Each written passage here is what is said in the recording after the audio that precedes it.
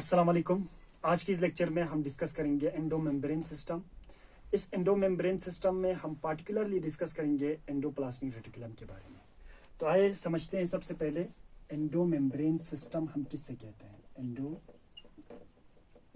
Endomembrane system हमारे जो eukaryotic cell में जो ऑर्गेनेलीज होता है, चाहे वो प्लांट सेल्स हो या एनिमल सेल्स हो, ऑर्गेनेलीज दो तरीके के होते हैं। एक ऑर्गेनेलीज जो पार्ट होते हैं एंडोमेम्ब्रेन सिस्टम का, दूसरा ऑर्गेनेलीज जो एंडोमेम्ब्रेन सिस्टम का पार्ट नहीं होते हैं। इसको समझने के लिए देखो, जो हमारे पास प्रोटीन सिंथेसिस होते हैं सेल के अंदर, जितने भी ऑर्गेनेलीज हैं, protein synthesis surface of the endoplasmic reticulum पे होते हैं और इसके बाद एंडोप्लाज्मिक रेटिकुलम के सरफेस पे, रफ एंडोप्लाज्मिक रेटिकुलम के सरफेस पे प्रोटीन सिंथेसिस होते हैं।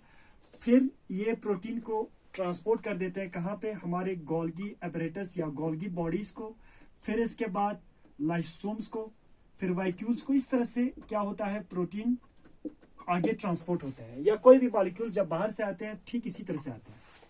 ठीक है, अब देखो, जो हमारे पास माइटोकॉन्ड्रिया है और जो हमारे पास क्लोरोप्लास्ट है और इसके बाद जो हमारे पास परऑक्सीसोम्स है, ये तीन ऑर्गेनेलीज, इनका प्रोटीन सिंथेसिस राइबोसोम्स के सरफेस पे नहीं होते हैं। इनका प्रोटीन सिंथेसिस होते हैं ribosomes which is present in the cytoplasm. Cytoplasm में जो राइबोसोम्स प्रेजेंट होते हैं फ्री फॉर्म में, ये किसी सरफेस के साथ अटैच नहीं होते हैं, इसीलिए ये इनके साथ कोऑर्डिनेट मैनर में काम नहीं करते हैं। देखो, आप इस बात को इस तरह समझेंगे जैसे कि हमारे गोल्गी बॉडीज है, लाइसोसोम्स है, वाइक्यूल्स है या दूसरे जो ऑर्गेनेलीज है, उनको प्रोटीन सिंथेसिस होते हैं rough surface of endoplasmic reticulum पे। लेकिन जो हमारे माइटोकॉन्ड्रिया है, क्लोरोप्लास्ट है, परऑक्सीसोम्स है, इनके लिए प्रोटीन सिंथेसिस होते हैं साइटोप्लाज्म में, जो राइबोसोम्स फ्री फॉर्म में प्रेजेंट होता है, किसी सरफेस के साथ अटैच्ड नहीं होता है। तो इनका काम आपस में क्या होते हैं, कोऑर्डिनेट मैनर में ये काम करते हैं, एक दूसरे से मिलजुल के काम करते हैं। ठीक है, यहाँ पे अच्छा खासा कोऑर्डिनेशन होते हैं एंडोमेम्ब्रेन सिस्टम में। लेकिन जो ऑर्गेनेल्स एंडोमेम्ब्रेन सिस्टम का पार्ट नहीं होते, उनमें कोई कोऑर्डिनेशन नहीं होते। जो ऑर्गेनेल्स कोऑर्डिनेट मैनर में काम करते हैं उसी को हम क्या कहते हैं, एंडोमेम्ब्रेन सिस्टम कहते हैं। तो हम यहां पे लिखेंगे दोस organelles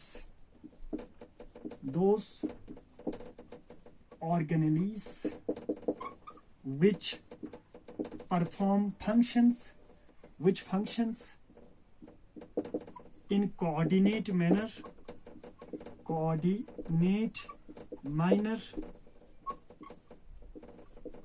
are considered as endomembrane system। उसी को हम क्या कहते हैं, एंडोमेम्ब्रेन सिस्टम। तो एंडोमेम्ब्रेन सिस्टम का पार्ट होते हैं, इससे बिलोंग करते हैं हमारे endoplasmic reticulum, Golgi bodies, lysosomes और वाइक्यूल्स। ये सब क्या होते हैं, पार्ट्स होते हैं एंडोमेम्ब्रेन सिस्टम का। लेकिन mitochondria, chloroplast, peroxisome is not part of endomembrane system. Why? The functions of mitochondria, chloroplast and peroxisome are not coordinated with other organelles which is present in the cytoplasm of the eukaryotic cells। ठीक है, अब इसमें सबसे पहले हम discuss करेंगे endomembrane system में हमारा एंडोप्लाज्मिक रेटिकुलम के बारे में। Endoplasmic reticulum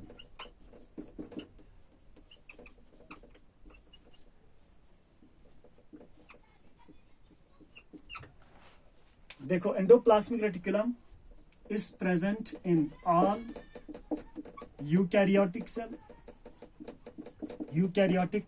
sales. ठीक है, सिर्फ मैच्योर मेमेलियन आरबीसी के अलावा सभी सेल में क्या होते हैं, एंडोप्लाज्मिक रेटिकुलम प्रेजेंट होते हैं। ठीक है, चाहे वो प्लांट सेल्स हो, एनिमल सेल हो, ठीक है, सभी में प्रेजेंस होते हैं। यहां पे एंडोप्लाज्मिक रेटिकुलम का नंबर क्या होते हैं, more in number in actively protein synthesizing, protein synthesis करने वाले सेल एंड सिक्रीशन करने वाले सेल। प्रोटीन सिंथेसिस करने के बाद जो सिक्रीट करते हैं किसी मॉलिक्यूल्स को, उन सभी सेल में एंडोप्लाज्मिक रेटिकुलम का नंबर जो होते हैं ज्यादा होते हैं, ठीक है। और एंडोप्लाज्मिक रेटिकुलम हमारे पास 2 टाइप्स ऑफ एंडोप्लाज्मिक रेटिकुलम होते हैं। वन इज क्या होता है, एक होता है हमारे पास स्मूथ एंडोप्लाज्मिक रेटिकुलम, दूसरा होते हैं रफ एंडोप्लाज्मिक रेटिकुलम, ठीक है। अब हम इसको डायग्रामेटिकली मैं यहाँ पे शो करता हूँ। अभी तक हमने डिस्कस किया एंडोप्लाज्मिक रेटिकुलम सभी यूकेरियोटिक सेल में प्रेजेंट होता है एक्सेप्ट मैच्योर मैमेलियन आरबीसी।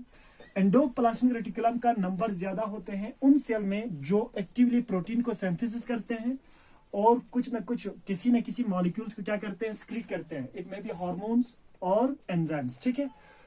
और एंडोप्लाज्मिक रेटिकुलम 2 तरीके के होते हैं और ये एंडोप्लाज्मिक रेटिकुलम अराइज होते हैं कहां से, न्यूक्लियर मेम्ब्रेन से। सपोज ये हमारे पास एक सेल है, ये हमारे पास एक एनिमल सेल है, इसका ये क्या है हमारे पास न्यूक्लियस। न्यूक्लियस में क्या होते हैं, इस तरह से न्यूक्लियर पोर होते हैं जिसके थ्रू मॉलिक्यूल्स क्या होते हैं, एक्सचेंज होता है between the cytoplasm and the nucleoplasm. और न्यूक्लियर मेम्ब्रेन में इस तरह से 2 लेयर होते हैं, आप लोगों ने पढ़ा होगा, और बीच में छोटे छोटे पोर्स होते हैं। इन 2 मेम्ब्रेन के बीच में जो स्पेस होता है इसको कहते हैं पेरीन्यूक्लियर स्पेस और इसको कहते हैं न्यूक्लियोप्लाज्म।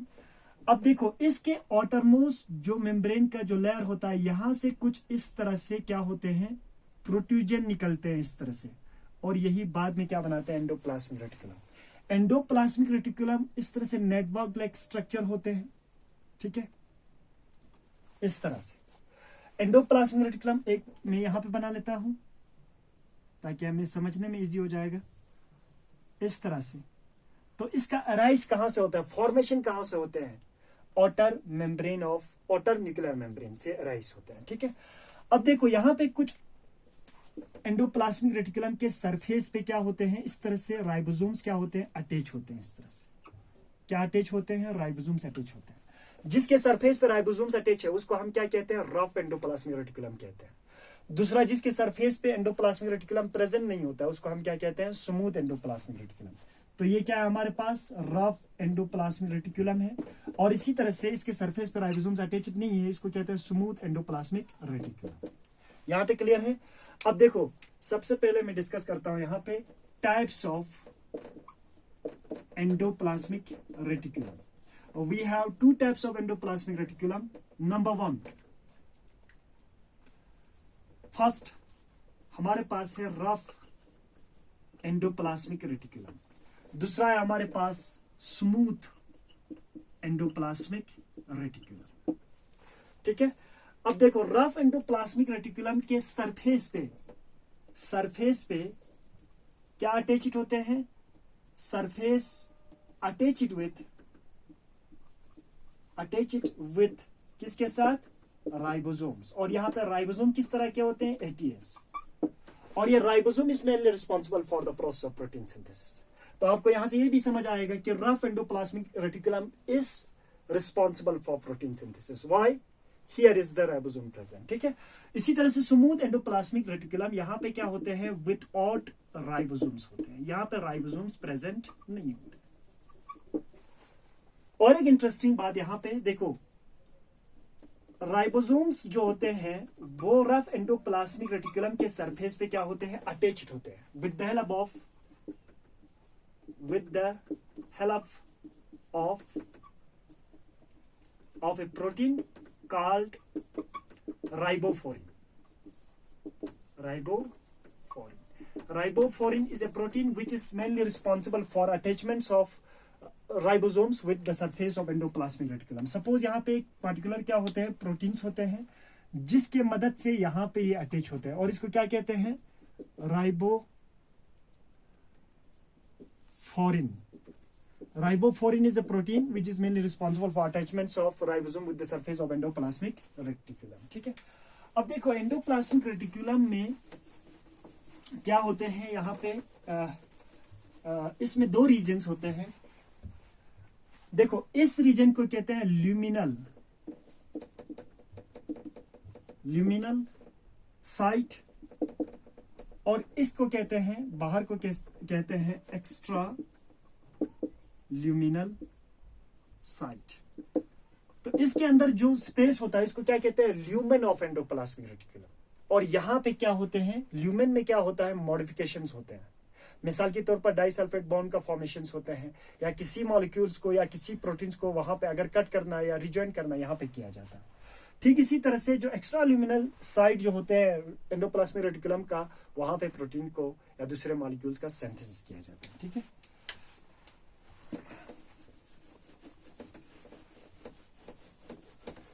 अब इसके बाद देखो यहाँ पे फंक्शंस क्या होता है, what is the functions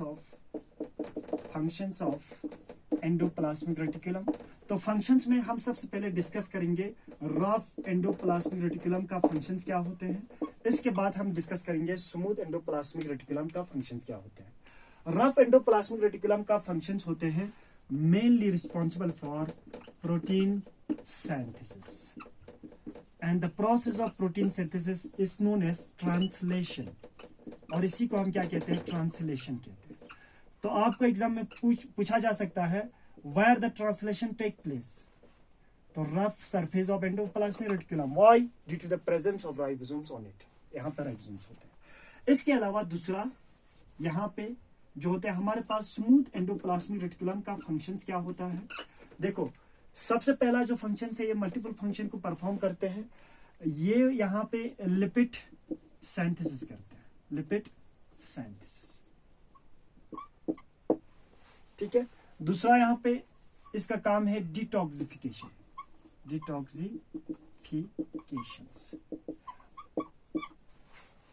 lipid synthesis is take place in the smooth endoplasmic reticulum. और डिटॉक्सिफिकेशन का मतलब होता है अगर हमारे सेल में कोई टॉक्सिक मॉलिक्यूल्स प्रेजेंट है, सबस्टेंस प्रेजेंस है, उसकी टॉक्सिसिटी को क्या करते हैं, रिड्यूस कर देते हैं। टॉक्सिक को क्या बना देते हैं, यहाँ पे लेस टॉक्सिक बना देते हैं, और इस प्रोसेस को हम क्या कहते हैं, डिटॉक्सिफिकेशन कहते हैं। इसके अलावा यहाँ पे जो हमारे पास जो स्टीरॉयड हार्मोन्स होते हैं, इसका भी क्या होते हैं, सिंथेसिस होते हैं। फॉर एग्जांपल, जैसे कि हमारा एस्ट्रोजन है, प्रोजेस्टेरॉन्स है, जो सेक्स हार्मोन है, या दूसरे किस्म के जो हार्मोन्स होते हैं, उनका यहाँ पे क्या किया जाता है, सिंथेसिस किया जाता है। ठीक है, इसके अलावा मसल्स में जो एंडोप्लाज्मिक रेटिकुलम होते हैं, उसको हम क्या कहते हैं, सार्कोप्लाज्मिक रेटिकुलम कहते हैं। सार्कोप्लाज्मिक रेटिकुलम, देखो इस पॉइंट को याद रखना है, sarcoplasmic reticulum. Sarcoplasmic reticulum is the name of endoplasmic reticulum which is present in, जो कहां पे प्रेजेंट होते हैं, प्रेजेंट इन मसल सेल्स। ठीक है, और सार्कोप्लाज्मिक रेटिकुलम में कैल्शियम का कंसंट्रेशन या स्टोरेज जो होते हैं ज्यादा होते हैं। Why? Calcium is essential for the construction and relaxation of the muscle. That is all about the endoplasmic reticulum. Next lecture we will discuss the Golgi apparatus. Thank you very much.